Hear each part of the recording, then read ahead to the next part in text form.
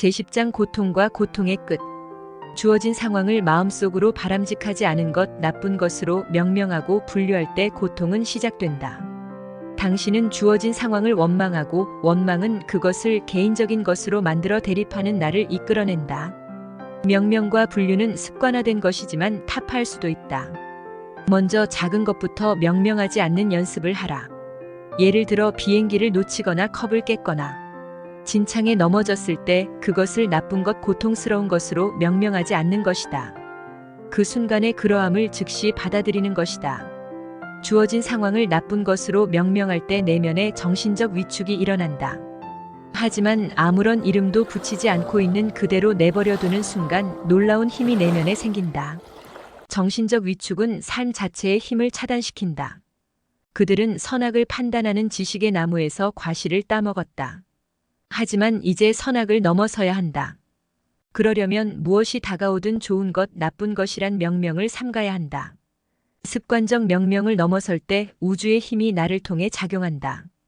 어떤 체험이 다가오든 대립하지 않고 수용하는 관계를 이룰 때 전에는 나쁜 것이라 부르던 것들이 삶 자체의 힘을 통하여 당장은 아니더라도 빠른 시간에 바뀌는 것을 볼 수 있다. 주어진 체험을 나쁜 것으로 명명하지 않을 때, 내면으로 받아들이면서 예라고 말할 때, 상황을 있는 그대로 놓아둘 때 무슨 일이 일어나는지 잘 살펴보라. 나에게 주어진 삶이 어떤 것이든 그것을 온전히 있는 그대로 받아들인다면 나는 어떤 기분이 될까? 지금 이 순간. 삶에는 포착하기 힘든 고통도 있고 분명한 고통도 있다. 이들은 너무나 정상적이어서 대체로 고통으로 인식되지도 않을 뿐만 아니라 에고에게는 만족스럽기까지 하다. 짜증, 조급함, 분노를 비롯하여 사물이나 사람에 대한 불만, 원한, 불평 같은 것들. 그런 온갖 형태의 고통이 생기는 순간 바로 알아차리는 법을 당신은 배울 수 있다. 그러면 이 순간 당신 스스로 고통을 만들고 있음을 알게 된다. 스스로 고통을 만드는 습관을 가진 사람은 다른 사람들에게도 고통을 만들어준다. 이런 무의식적인 마음 양상은 고통이 일어나는 대로 알아차리는 인식작용을 통해 멈출 수 있다. 자신의 마음을 명료히 보면서 스스로 고통을 만들 수는 없다.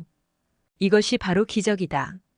겉으로 보기에 나쁜 것, 악한 것으로 보이는 모든 조건과 사람과 상황 뒤에는 커다란 선이 감추어져 있다.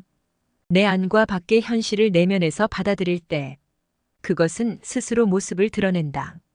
악에 저항하지 말라는 인류 최고의 진리 중 하나이다. 아래의 대화를 살펴보자. 현실을 받아들여라. 나는 정말 그럴 수 없어. 정말 짜증나고 화가 나. 그럼 그런 현실을 받아들여. 내가 짜증나고 화난다는 걸 받아들여?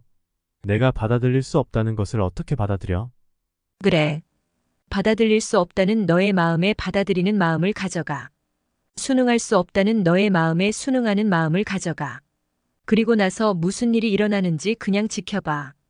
만성적인 육체의 통증은 가장 엄한 스승이라 할 수 있다. 그 스승은 저항은 아무런 소용이 없다고 가르친다. 고통받지 않으려는 마음은 지극히 정상이다.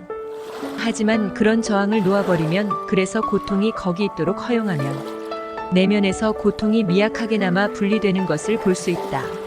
나와 고통 사이에 공간이 생긴 것이다. 이것은 내가 의식하면서 기꺼이 고통을 받는다는 뜻이다.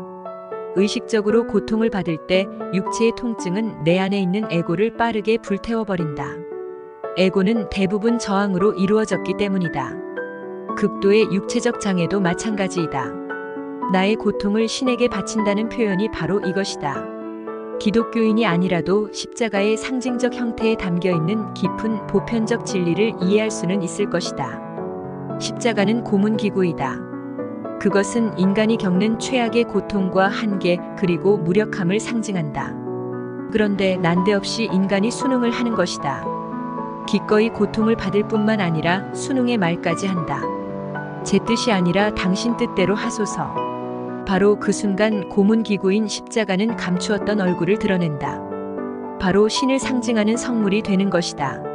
삶의 초월적인 차원의 존재를 부정하는 듯 보였던 것이 이제 순응을 통해서 그 차원으로 들어가는 문이 된다.